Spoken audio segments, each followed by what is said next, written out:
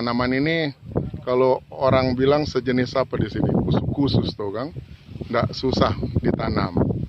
Dia cuma perlu 1 sampai 2 bulan pertama rumput-rumput gulma itu dibersihkan aja. Setelah itu akan kalian lihat sendiri dengan sendirinya mati rumput-rumput itu, ya kan? Dan pertumbuhannya cepat kok di sini. Memang harus dirawat karena tanaman ini maksimal bisa sampai 8 tahun, 4 sampai 8 tahun dia bertumbuh kalau orang rawat gitu. Untuk masa panen sendiri gimana Pak, dari usia 0 hingga usia? Masa panen pertama, tahun pertama itu kalau orang tanam 6 bulan.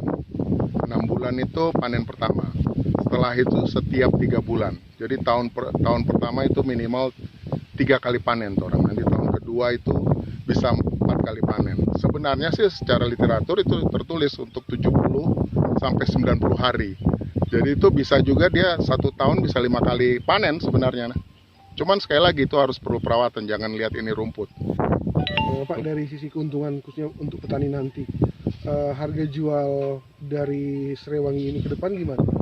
Ya kalau saya bilang sih sangat menguntungkan ya, karena jenis tanaman lain itu kan tanam pakai bibit 3-4 bulan pembibitan lagi.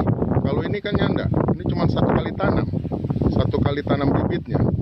Dan bayangkan itu kalau bisa sampai 5-6 tahun sampai 8 tahun, 1 kali tanam panen berkali-kali namanya itu. Jadi kalau perhitungan saya sebagai petani, ya saya lebih menguntungkan ini sih. Memang orang jangan mengesampingkan itu palawija ya.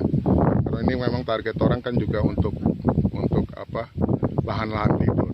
Pak, mungkin untuk keuntungan kasar aja Pak, per hektar itu bisa menghasilkan berapa Pak dari keuntungan 1 hektar? Oke, minimal kalau orang tanam 1 hektar itu 10.000 bibit. Taruh dia bertumbuh 10 ton 6 bulan pertama. 10 ton itu dia menjadi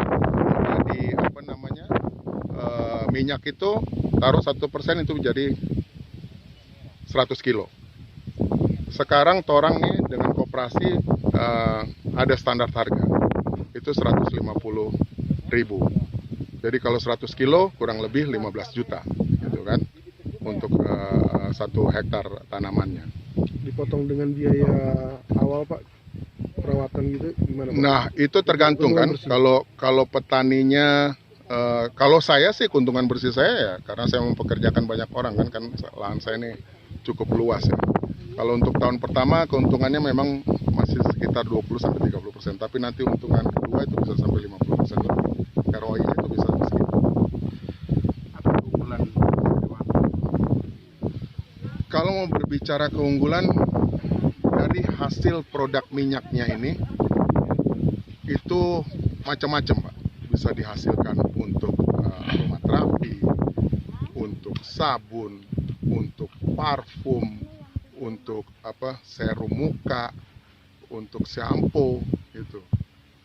Yang kedepannya sih mudah-mudahan ini akan berjalan baik, itu lebih ke biofuel sebenarnya, biodiesel.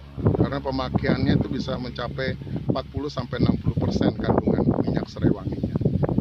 Itu yang kita lihat ke depannya. Kalau itu memang berhasil, wah saya rasa itu akan mendongkrak harga Serewangi. Proses dari tanam sini sampai proses produksi kemudian sampai bisa mendapat pasar itu seperti apa?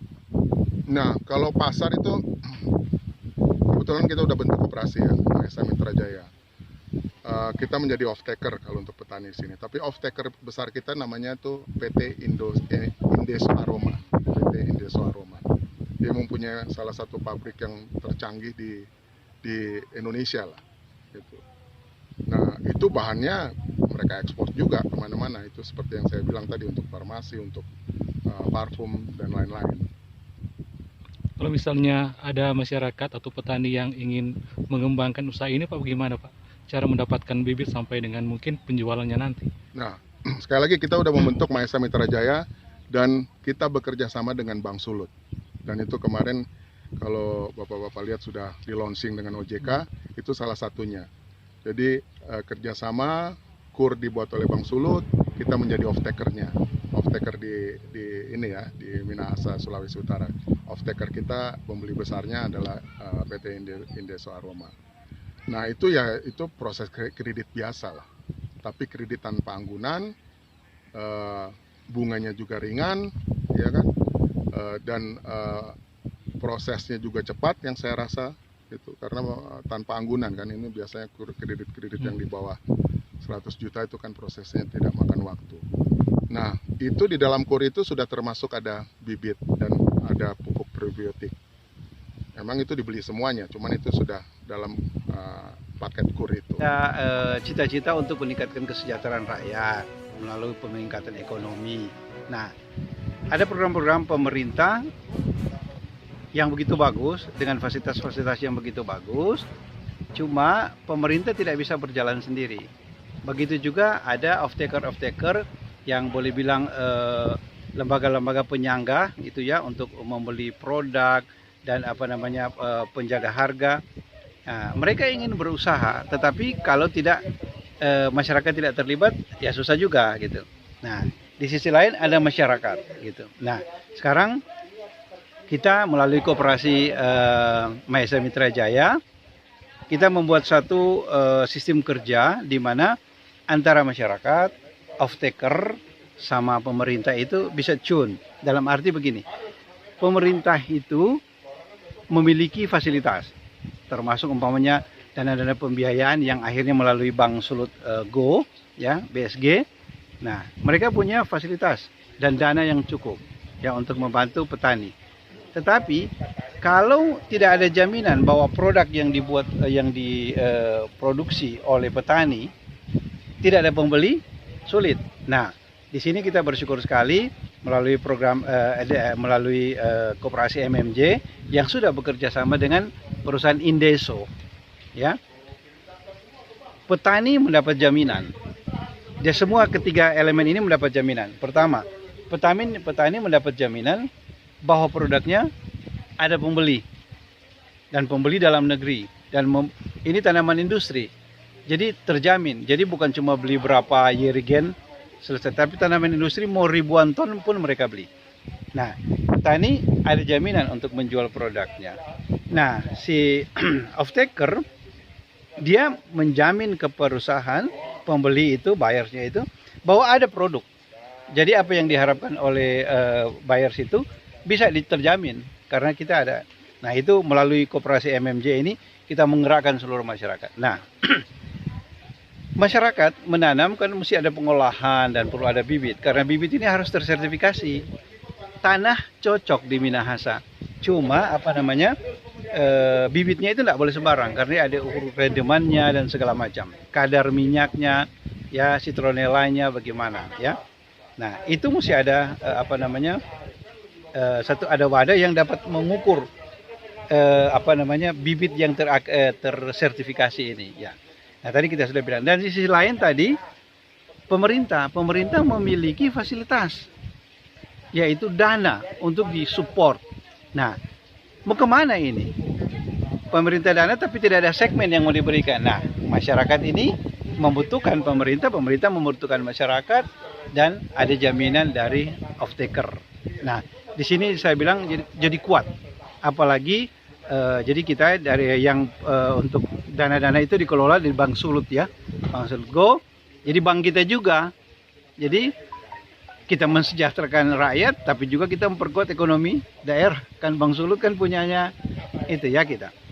Jadi masyarakat terjamin, dan ini tanamnya sangat mudah gitu, tidak banyak resiko gitu. Dan off-taker dan juga buyers itu Indeso yang boleh bilang penggerak pertama ini, dan Pak Herli di sini, Pak Herli Walando yang penggerak untuk menanam ini. Jadi sudah ada hamparan, lihat ada puluhan hektar di sini. Nah, dan kita kebetulan saya sebagai Ketua Dewan Penasehat Koperasi Mahesa Mitra Jaya bekerja sama dengan koperasi dari Unima juga. Koperasi Unima itu Kodima, Koperasi Digital Mapalus Unima. Itu koperasi digital yang hebat, ya, karena kita memiliki sekitar 30.000 anggota. Nah, melalui ini, di mana kita sistem kerjasama antara MMJ dan Kodima, di mana Kodima ini menggerakkan masyarakat. Kita menggerakkan masyarakat, dan kita store kepada MMJ, gitu. juga ada satu koperasi pelopor juga di seluruh Indonesia mereka. Nah, mereka juga akan mengkoordinir, memfasilitasi para petani yang lain di daerah-daerah lain untuk semua store ke MMJ. Lalu kita juga ada kerjasama dengan satu koperasi digital penjaga lili Nusantara, itu dari Malang.